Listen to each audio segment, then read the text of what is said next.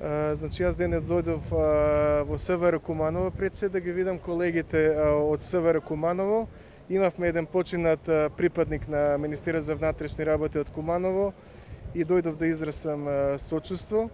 Истовремено донесовме опрема во СВР Куманово, а и дониравме како едно од најзограничените подрачја. Тоа е на општата болница во Куманово, тука сме со директорката. Дониравме скафандери, заштитни, маски, очила и ракавици. Значи денес е светскиот ден на здравствените работници, припадниците на Министерството за внатрешни работи и припадниците на Министерството за здравство се во првите борбени редови во справувањето со последиците од короната, така да мора да се штитиме еден со друг и да покажеме солидарност.